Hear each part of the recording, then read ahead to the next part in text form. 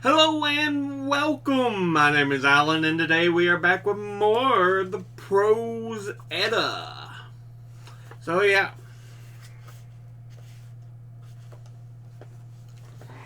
let's see.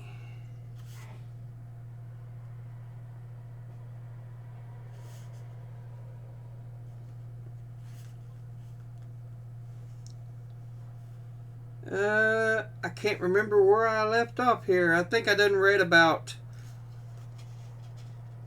Loki, Scotty. So we're starting part 2 here. Kvasir and the Mead of Poetry. Our Aesir continued. What is the origin of the accomplishment you called poetry? Bragi replied, it originated when the gods were at war with that people called the Vanir, and the two sides agreed to hold a peace meeting. They recommended that their differences by the following procedure. Both sides went to a vat and spat into it. At their parting, the gods, not wanting to lose this mark of the truce, took the spittle and from it created a man called Kvasir. He was so wise that no one could ask him a question that he could not answer. Kvasir traveled throughout the world teaching men knowledge. Once he came to a guest, and the dwarves Fjalar and Galar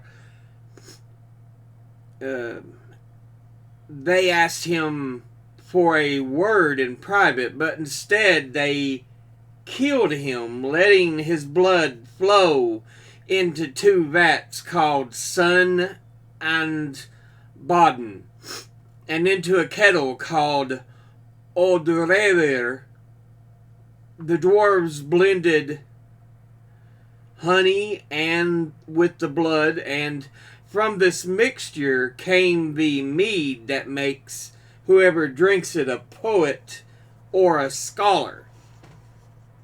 They told the Aesir that Kvasir had choked on his own knowledge because there was no one there learned enough to ask him questions. The dwarves then invited the giant Gilling and his wife to come and visit them. They asked Gilling to row out to sea with them, and while traveling down the coast, the dwarves rowed the boat onto some rocks just under the surface, overturning it. Gilling could not swim and was lost, but the dwarves righted it. Gilling righted the ship and rowed it back to land. When they told Gilling's wife what had happened, she took the news badly and cried loudly. Fjalar asked her if it would frighten her spirits, or lighten her spirits, to look out to sea to the spot where Gilling had drowned, and she wanted to do so. When Fjalar told his brother Galar to climb up over the door and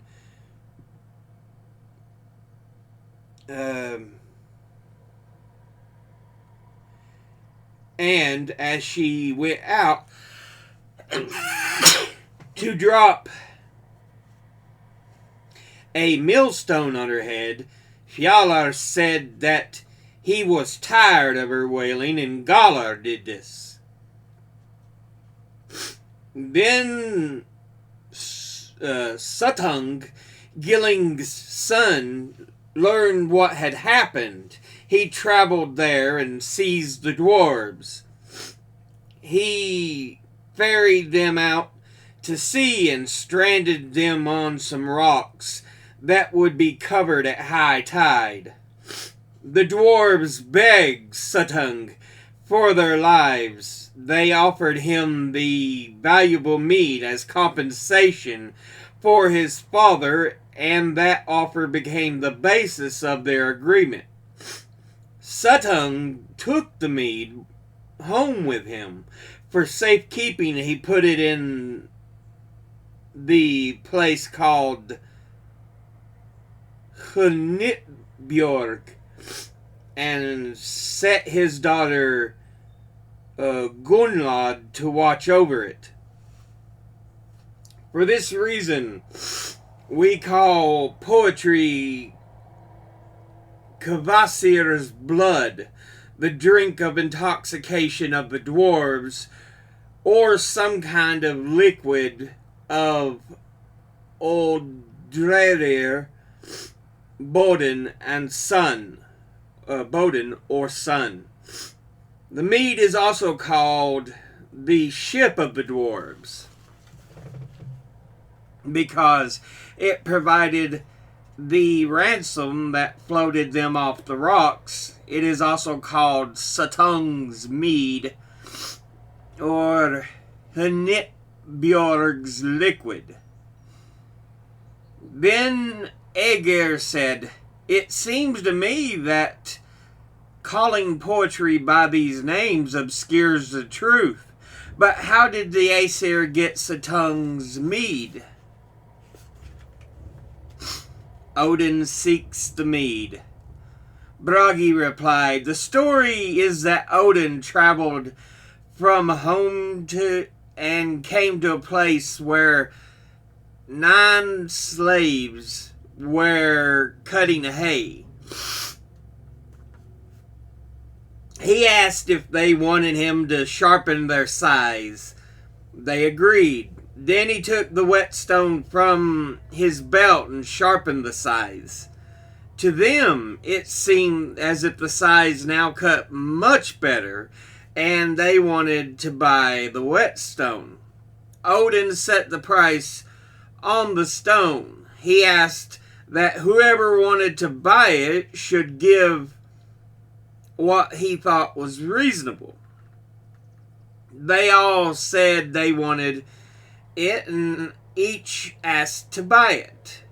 But instead, he threw it into the air. They all scrambled to catch it, with the result that they slit each other's throats with the scythes. Odin sought lodgings for the night, and a giant named Baugi, Suttung's brother, Baugi complained that his wealth had decreased, saying that the 9 of his slaves had been killed, and that he had no hope of finding other workmen. But Odin, who was under the name Bolverk, offered to undertake for Baugi the work of 9 men. As payment, he asked for a drink of Suttung's mead. Baugi said that he had no control over the mead because Suttung wanted it all for himself. Baugi added, however, because Suttung wanted it all, that he would go with Bolverk to see if together they could get the mead.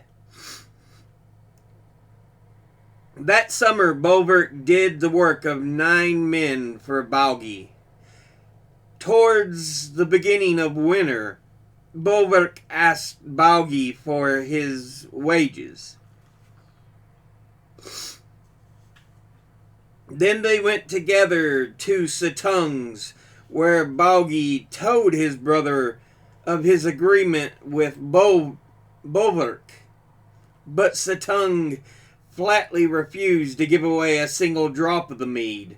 Then Bolverk said to Baugi that they should try a few tricks to see if they could get hold of the mead. Baugi was agreeable, and Bolverk brought out the auger called Rati and told Baugi that if the auger would drill, he should bore a hole through the mountain. So he did.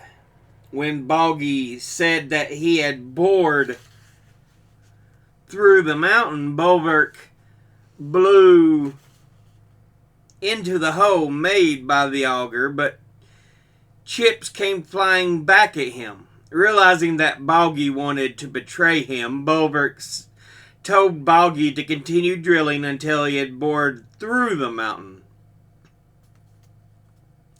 Baugi started to bore again, and when Bolverk blew for the second time, the chips flew inward. Then Bolverk changed himself into the shape of a snake and crawled through the auger hole. Baugi struck at him with the auger from behind, but missed him. Bolverk moved forward until he came to a place where Gunlad was. He lay with her 3 nights, and she then allowed him 3 drinks of the mead.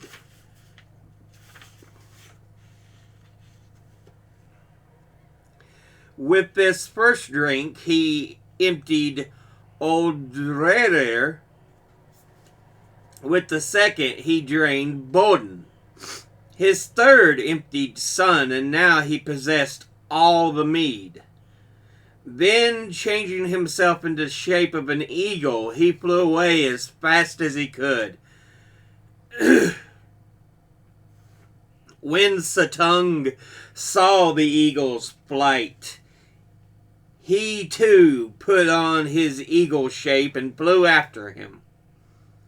When the Aesir saw Odin flying, they placed their vats in the courtyard. And when Odin entered Asgard, he spat the mead into the vats. It was such a close call that Sutung almost catching him, that he blew some of the mead out of his rear. No one paid attention to this part, and whoever wanted it took it. We call this the bad poet's portion. Odin gave Sutung's mead to the Aesir and to those men who know how to make poetry. For this reason, we call poetry Odin's catch, find, drink, or gift, as well as the drink of the Aesir. Part 3. The Giant Hrungnir.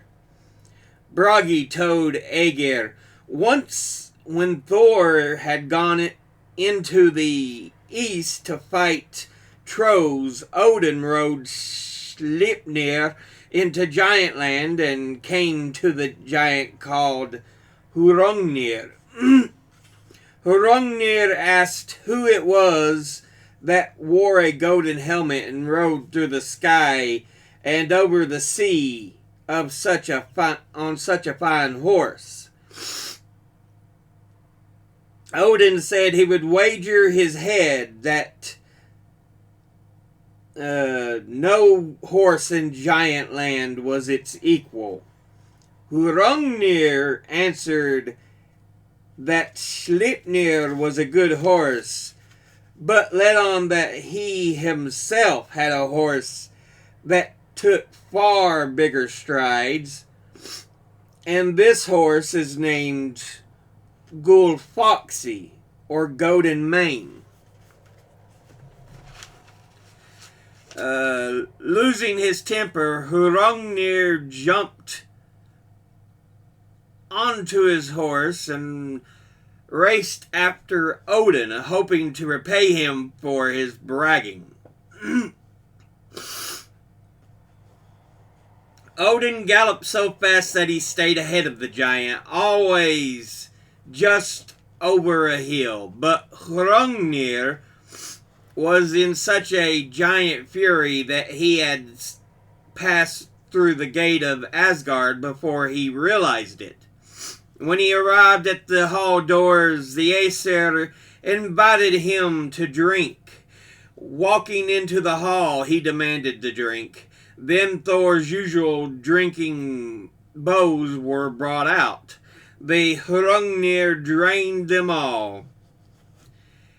When he became drunk, there was no end to his boasting. He said he would lift up Valhalla and take it to Giant Land, bury Asgard and kill all the gods except Freya and Sif, whom he wanted to take home with him.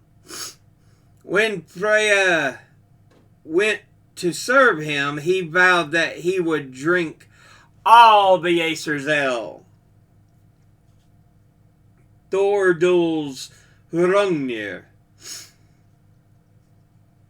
Then the Aesir grew tired of Hrungnir's boasting. They called on Thor, who quickly entered the hall, his hammer raised in the air. Enraged, he asked who had allowed the cunning giant to drink here.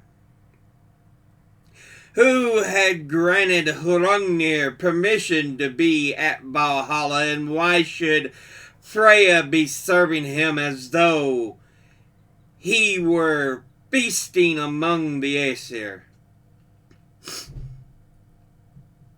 Then Hrungnir answered, his eyes showing no friendship for Thor. He said that Odin had invited him to drink and that he was there on Odin's safe conduct.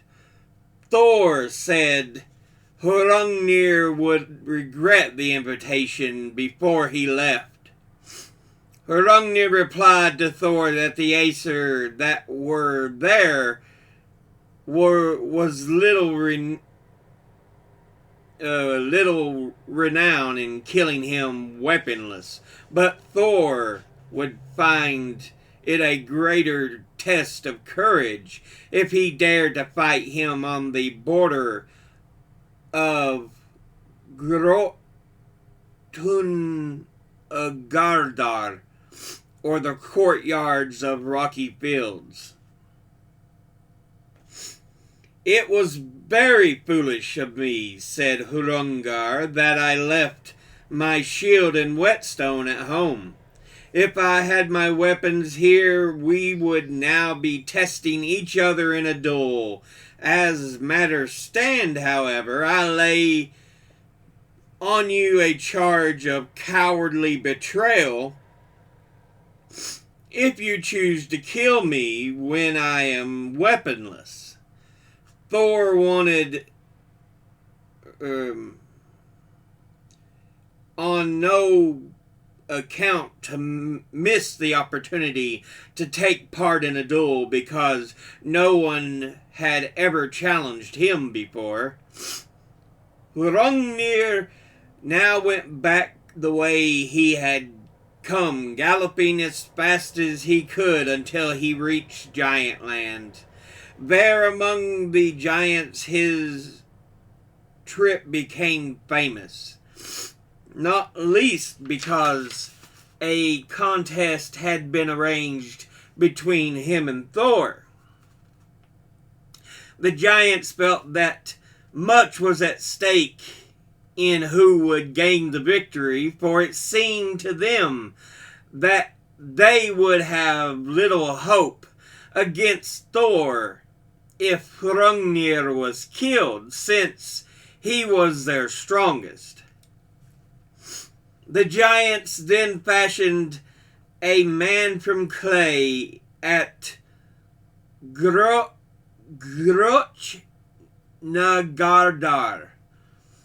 He was 9 leagues high and 3 leagues wide under the arms.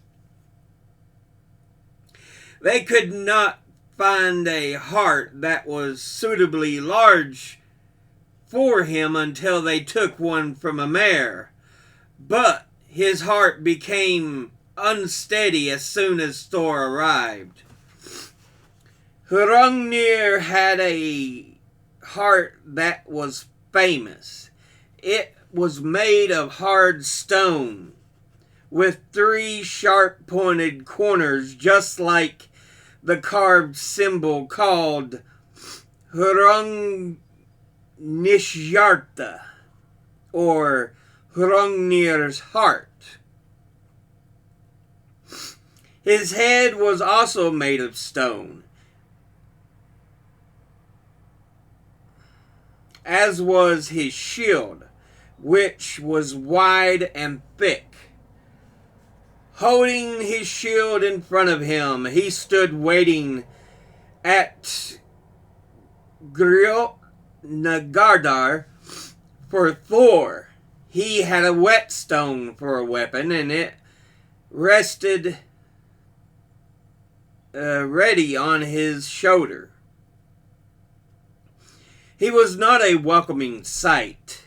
Standing terrified of Hrungnir's side was the clay giant called Mokir Kalfi. It is said that on seeing Thor, he wet himself. Thor, accompanied by Thjalfi, went to the dueling ground. Thjalfi ran ahead to where Hrungnir stood and said to him, "You stand unprepared, giant, holding your shield in front of you. Thor has seen you. He is traveling underneath in the earth and will come at you from below." Hrungnir then shoved his shield under his feet and stood on top of it, grasping the whetstone with both hands. He saw flashes of lightning and heard enormous claps of thunder. Then he saw Thor in his divine rage. Thor was rushing towards him, but when still at a long distance away, he raised his hammer and threw it at Hrungnir.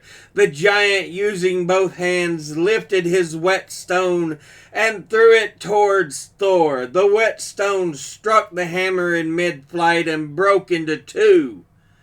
One part fell to the earth, and from it came all whetstones. The other part pierced Thor's head so that he fell to the earth. But the hammer Mjolnir landed right in the middle of Hrungnir's head.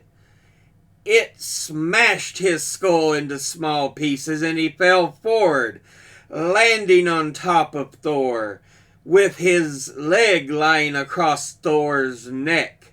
Meanwhile, Thjalfi attacked Mokir Kalfi, who fell in such a way that it is hardly worth a story.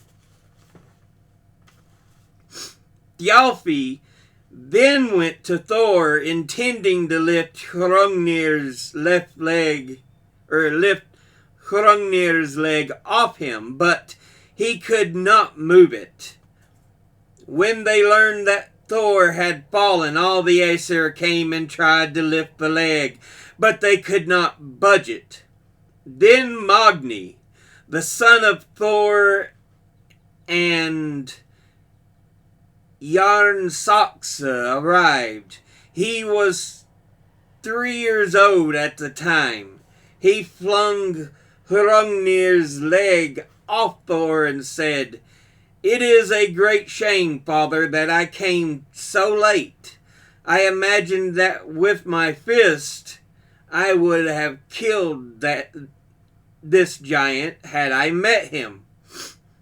Thor stood up and, greeting his son warmly, declared that he would become powerful. And, he said, I want to give you the horse Golfaxi, which Hrungnir had owned. Then Odin spoke. He said that Thor was wrong to give so fine a horse to the son of a giantess instead of to Thor's own father. Thor returned home to Thrudvangar, and the whetstone remained stuck in his head.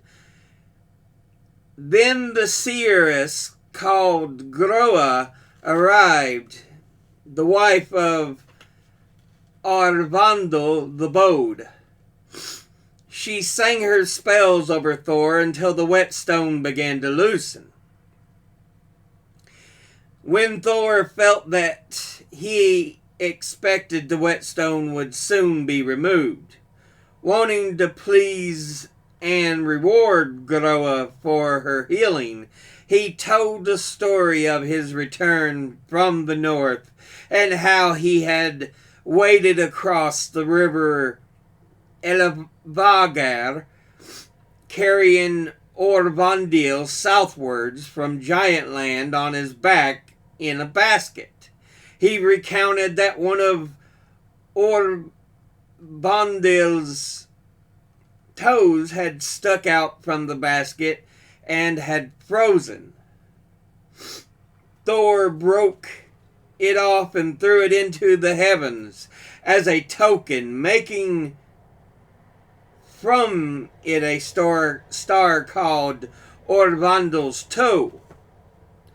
Thor added that it would now be long before Orvandil. It would not be long before Orvandil returned home.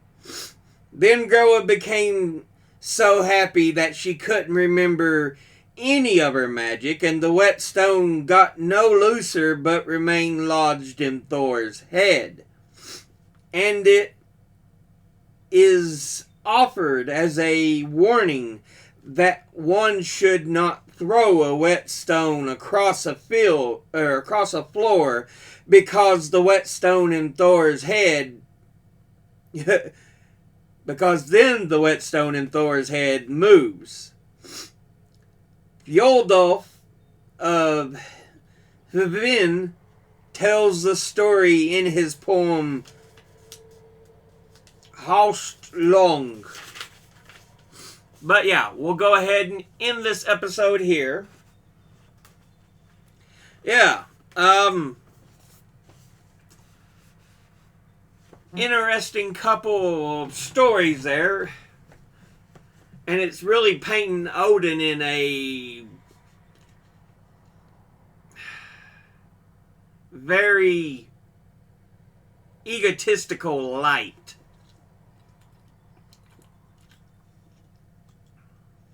Which you could probably also get from the Gylfaginning, because we kind of guess it's believed that he was high,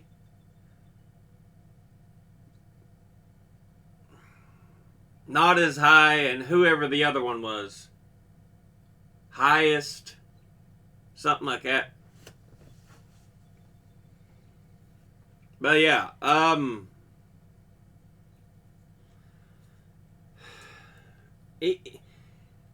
he seems very egotistical, wanting Thor, chastising Thor, saying, you should have gave this horse to your father instead of your half-giant son.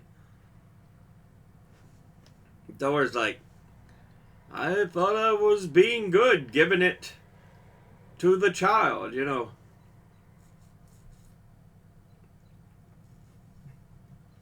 So yeah, with this we see a bit more ego, a bit more of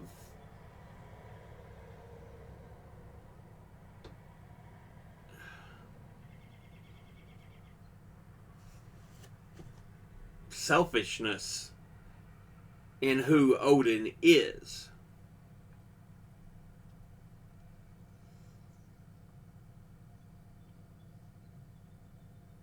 So apparently also, Sif is usually the one listed as Thor's wife, but apparently he had affairs with other females. The giantess.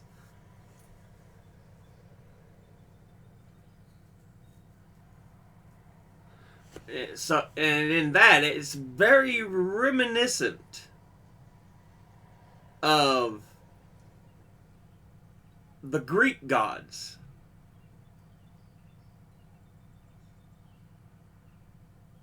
Because they often had affairs with mortals, springing forth demigods,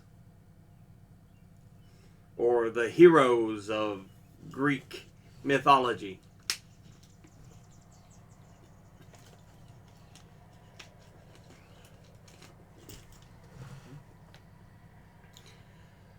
So yeah, you in the Gylfaginning,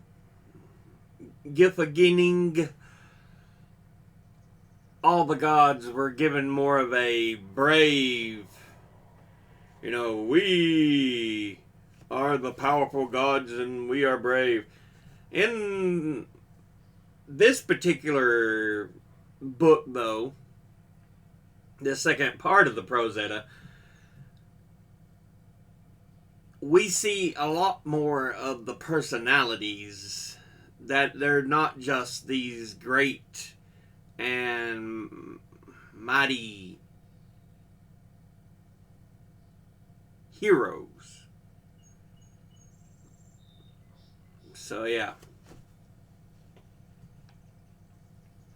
But as always, educate thyself. Think, read, study, learn. Someone tries to tell you something you have trouble believing, ask them to cite their sources. I'll see you all in the next video.